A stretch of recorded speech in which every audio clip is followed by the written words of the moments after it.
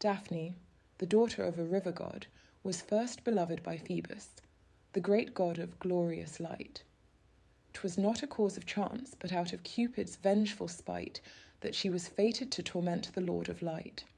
For Phoebus, proud of Python's death, beheld that impish god of love upon a time when he was bending his diminished bow, and voicing his contempt in anger said, "What, wanton boy, are mighty arms to thee, great weapons suited to the needs of war?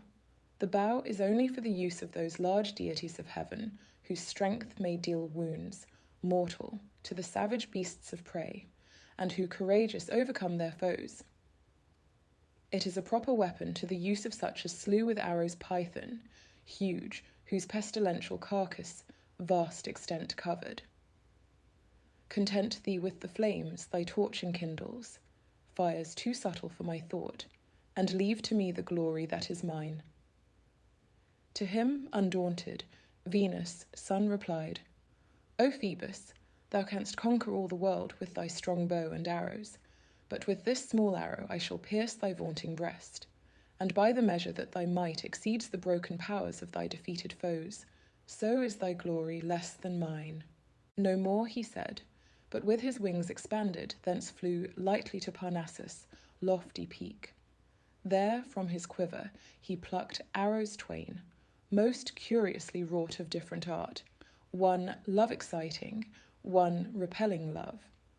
The dart of love was glittering, gold and sharp, the other had a blunted tip of lead, and with that dull lead dart he shot the nymph, but with the keen point of the golden dart he pierced the bone and marrow of the god. Immediately the one with love was filled, the other, scouting at the thought of love, rejoiced in the deep shadow of the woods, and as the virgin Phoebe, who denies the joys of love and loves the joys of chase, a maiden's fillet bound her flowing hair, and her pure mind denied the love of man. Beloved and wooed, she wandered silent paths, for never could her modesty endure the glance of man or listen to his love. Her grieving father spoke to her, "Alas, my daughter, I have wished a son-in-law, and now you owe a grandchild to the joy of my old age." But Daphne only hung her head to hide her shame. The nuptial torch seemed criminal to her. She even clung, caressing, with her arms around his neck, and pled, "My dearest father, let me live a virgin always, for remember, Jove did grant it to Diana at her birth." But though her father promised her desire, her loveliness prevailed against their will. For Phoebus, when he saw her, waxed distraught, and filled with wonder his sick fancy raised delusive hopes, and his own oracles deceived him. As the stubble in the field flares up, or as the stacked wheat is consumed by flames, enkindled from a spark or torch the chance pedestrian may neglect at dawn, so was the bosom of the god consumed, and so desire flamed in his stricken heart. He saw her bright hair waving on her neck. How beautiful if properly arranged. He saw her eyes like stars of sparkling fire, her lips for kissing sweetest, and her hands and fingers and her arms, her shoulders white as ivory, and whatever was not seen, more beautiful must be. Swift as the wind from his pursuing feet, the virgin fled, and neither stopped nor heeded as he called. "O nymph, O Daphne, I entreat thee stay, it is no enemy that follows thee." Why, so the lamb leaps from the raging wolf, and from the lion runs the timid fawn, and from the eagle flies the trembling dove, all hasten from their natural enemy, but I alone pursue for my dear love. Alas, if thou shouldst fall and mar thy face, or tear upon the bramble thy soft thighs, or should I prove unwilling cause of pain? The wilderness is rough and dangerous, and I beseech thee be more careful. I will follow slowly. Ask of whom thou wilt, and thou shalt learn that I am not a churl. I am no mountain dweller of rude caves, nor clown compelled to watch the sheep and goats, and neither canst thou know from whom thy feet fly fearful, or thou wouldst not leave me thus. The Delphic land, the Pataraean realm, Claros and Tenedos, revere my name, and my immortal sire is Jupiter. The present, past, and future are through me in sacred oracles revealed to man, and from my harp the harmonies of sound are borrowed by their bards to praise the gods.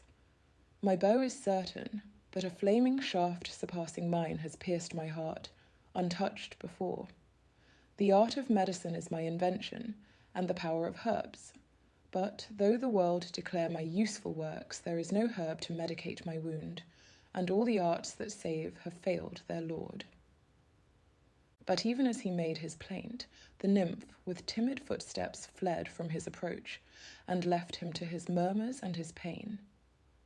Lovely the virgin seemed as the soft wind exposed her limbs, and as the zephyrs fond fluttered amid her garments, and the breeze fanned lightly in her flowing hair. She seemed most lovely to his fancy in her flight, and mad with love he followed in her steps, and silent hastened his increasing speed.